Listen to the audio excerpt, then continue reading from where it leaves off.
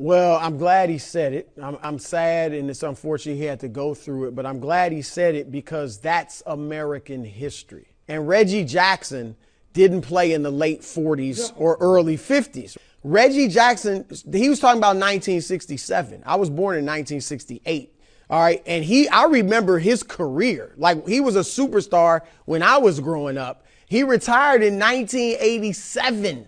It shows Americans who don't know the history, don't know true American history. It shows them that it's not that far removed. My mom grew up with segregated water fountains and bathrooms in Baton Rouge, Louisiana. There was a restaurant still there in the French Quarter, New Orleans, called Broussard's that he couldn't go to, even though his last name was Broussard, because it was white Broussard's and it was segregated. And this will hopefully show some people that no, there's a history out there you may not be aware of. You know, there's times in my life where I wasn't ready to receive information. Sometimes you're just not in the place, no matter how clear it is or what people are saying, to receive information.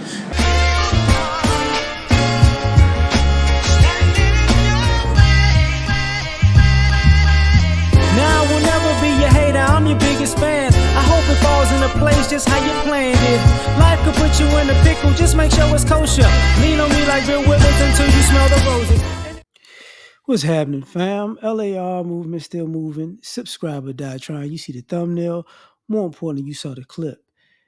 I'm going to use this as an example about racism being old and slavery was a long time ago and all that, because people like to skip over Jim Crow, right? And this is one of those things where it's Reggie Jackson talking about his experiences in his playing career, right? And then people were like, oh, okay. You know, so let's run this back. Because just in my lifetime, because he would be like my grandparents' age, people will go, hey, well, how did racism didn't affect you? And I'm like, I don't know what you smoking on. It's some good dope though. So with people like my Reggie Jackson age, a lot of our grandparents either weren't able to get homes, or they had their homes, they had to sign them in other people's names, and those people stole the homes, or when people did have land, they stole the land. So this idea that, you know, the generational wealth conversation, people are living in homes to this day. People have,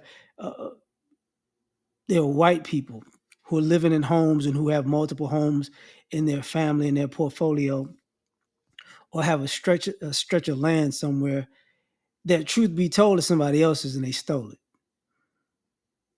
Using, you know, Jim Crow and racism and discrimination because it was widespread, and even if technically, how can I say, even if it wasn't legal, it was a silent agreement that if you white and you do this to somebody black, we got your back.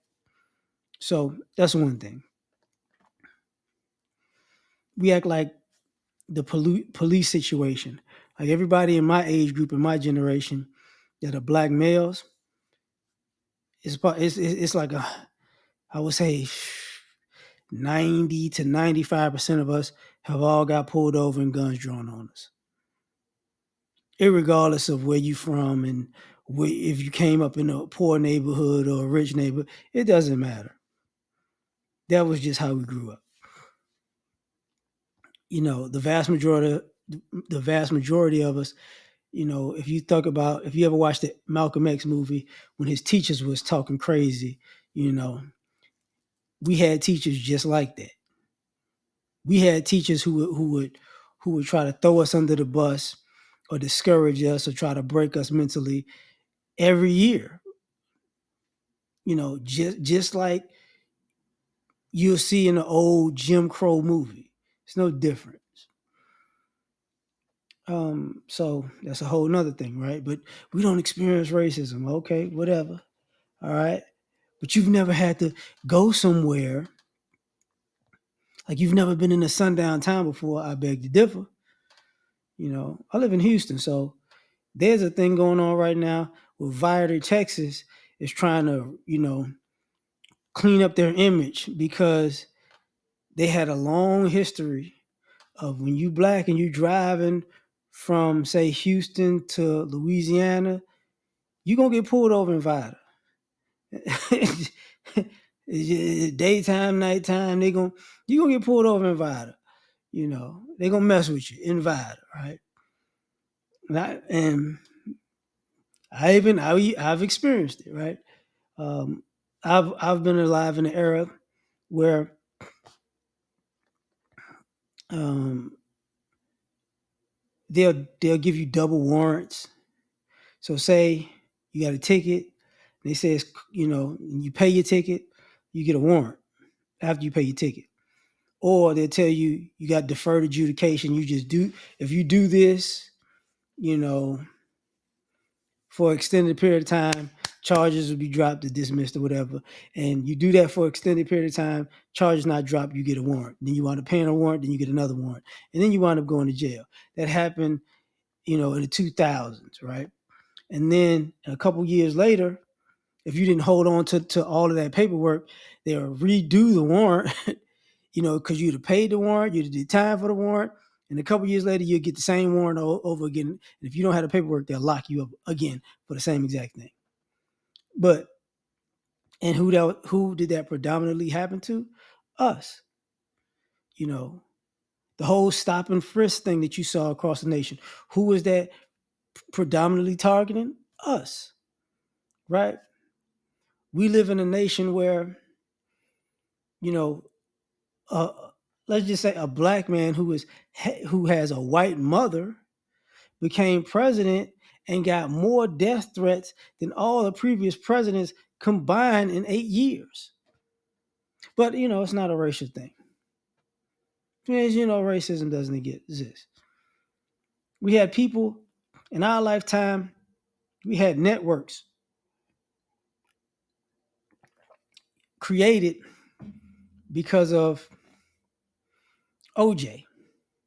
That's how you got court TV, basically. You know, the world wanted him to be guilty, and he wound up being innocent. Now you got court TV because, you know, hey, and for the last 30 years until he died, you know, there was TV shows, movies, jokes, innuendos about this whole situation, and we saw the racial aspect in that the whole time. You know, there were no, you know, you act like there was a race riot in your lifetime. Well, yeah, that was the L.A. riots, right? You act like in your lifetime you saw, you know, people get bombed like Tulsa. Yeah, that actually happened in Philadelphia. That actually happened in my lifetime because, you know, the racism and this racial and the racial things don't exist. And it's like, no, I'm pretty sure they do. Pretty sure they do. Then, you know, we've seen numerous police scandals, whether people were locked up and they had DNA evidence to acquit them, but guess what? The people working in the let's just go CSI, right? They were biased against black people. So hey man, they'll do whatever they take to lock you up and then get caught years later. And you've had thousands of people's cases dismissed, thrown out, and released because of that type of racism. You know, we've lived in the same country where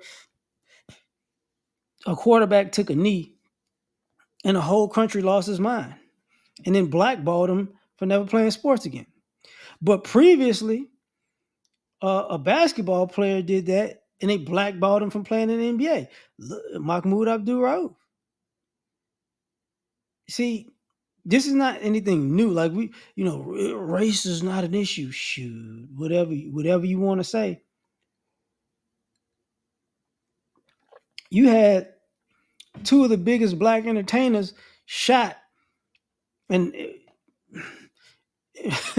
you know, on a Las Vegas strip and at a packed LA spot, and there were no, not just no witnesses, but the police, they were unsolved cases. So if you couldn't solve those cases, we know you can't solve the regular stuff, or you didn't want to. that was a racial aspect because we saw white people get overdosed, and all of a sudden you turn over the city looking for the drug dealer that sold them the dope. It's crazy, but it's the difference, because racism, it doesn't exist. And it's like, oh, it doesn't, huh? Okay. We've seen a country acquit numerous white, Hispanic, Asian people for just killing black men on camera. Law enforcement is not in law enforcement. And the majority of the white society or Hispanic society or Asian society celebrated it. Hey, we gotta win. It's like, but we don't, it's no racism, right? Whatever. We've seen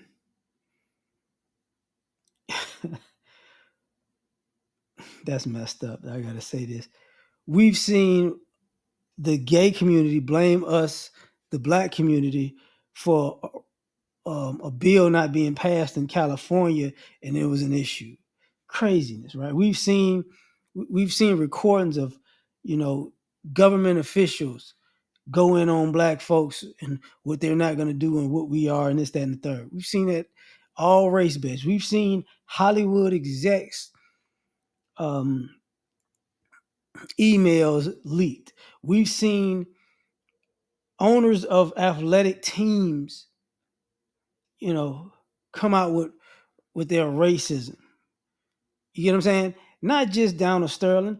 Even with the Kaepernick thing and taking the knee, you're telling the players, you better not never take it. If you take a knee, I'll cut you. Same thing. And then those same owners take a knee because they told them the opposite. I can do what I want. It's like, oh, okay. We've seen it. But people seem to skip over that. This is the society we live in. And we don't have to go to, all the way back in the day and post, slavery and Jim Crow. Like, we've seen this stuff now. We've seen a whole insurrection, because people were mad at an election because they wanted to make America great again. Which a lot of the people that was at the insurrection were white supremacists and white nationalists. But hey, we're not supposed to say that, right? And a lot of them got a slap on the wrist. We've seen white people have standoffs with the feds and the police and go home. Nothing to see here. And then basically take a federal building and then have a shootout and then go to jail and then get released because they were white. We've seen it. You know what I'm saying? So, like, we've seen scandals where rich people and white people got their kids in schools, paid their way, favor here, favor there, but blame everything on affirmative action and the black folks. We've seen it. It's very simple when people go, well, what's going on? We've seen numerous politicians and groups disrespect the black community just out of the blue. We've seen it on talk shows, political shows, YouTube. People go viral for saying that they don't like us in particular. Like, we've seen it over and over and over again. But hey, let's just ignore it, right? No, sorry, can't do that. Excuse me. I just thought about this. I could keep going on for days. That's a sad thing right there. We've seen the country get mad at health care because the blacks are gonna get good health care. It is what it is. We've seen the housing bubble do the same thing it did, like burst because they were overcharging predominantly black people in basically a housing Ponzi scheme. Having people pay these flexible mortgage rates where it's $1,000 one month and it's $5,000 the next month. They constantly did it to black folks. We've seen that already. What are we talking about? But I guess the racism doesn't exist and it was a long time ago. Right? Okay. We've seen, y'all keep thinking about, Emmett Till and the young girls that got killed in a church bombing. We've seen multiple stories of young men being killed and murdered and brutalized, and old people, women getting shot in public, in churches. It's no different, really at a higher rate than the civil rights movement. Did you see police dogs? No, we didn't see police dogs, but we sure did see, a lot of military grade, weapons and tanks, and like we at these quote unquote protests that we didn't see when white people protested. So ain't much change, man. Like I said, I can go on and on, but I'm gonna leave it at that because it's like 15 minutes. Tell me what you think. Like, share, subscribe, or die trying. Catch y'all on the next one. Peace. You ever been at the top of the universe? I'm gonna tell you that.